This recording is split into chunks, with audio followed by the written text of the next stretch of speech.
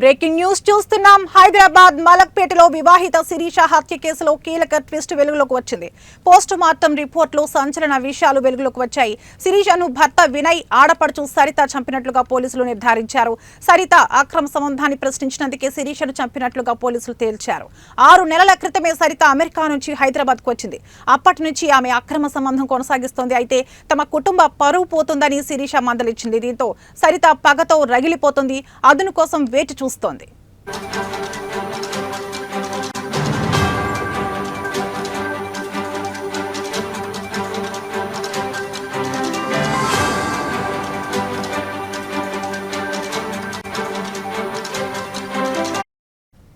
ఇదిలా ఉంటే శిరీష కొంతకాలం నుంచి మత్తు ఇంజెక్షన్లు వాడుతోంది. అయితే ఈ నెల 22న సరిత శిరీష మధ్య ఘర్షణ చోటు చేసుకుంది.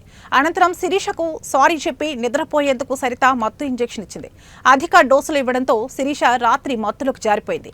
ఓవర్ డోస్ ఇచ్చి నిద్రలోనే శిరీష చనిపోయేలా సరిత చేసింది. మరుసటి రోజు శిరీషను లేపేందుకు ప్రయత్నించినట్లు సరిత డ్రామా ఆడింది. శిరీష లేవడం లేదంటూ ఆసుపత్రికి తీసుకెళ్లింది.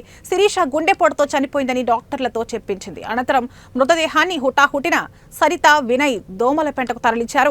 బాధితురాలి సోదరి స్వాతికి వినయ్ ఫోన్ చేసి ఛాతీ నొప్పితో శిరీష చనిపోయినట్లు తెలిపాడు. అనుమానంతో హైదరాబాద్ లో ఉంటున్న శిరీష మేనమామకు స్వాతి విషయాన్ని తెలియజేసింది. మేనమామ ఎంటర్ కావడంతో హత్య ఉదంతం బట్టబయలైంది. దోమలపెంట నుంచి మృతదేహాన్ని రప్పించి పోస్టుమార్టం జరిపించాడు. శిరీషది హత్యగా పోస్టుమార్టంలో బయటపడింది. దీంతో పోలీసులు సరిత, వినయ్ ను అరెస్టు చేసి రిమాండ్కు తరలించారు.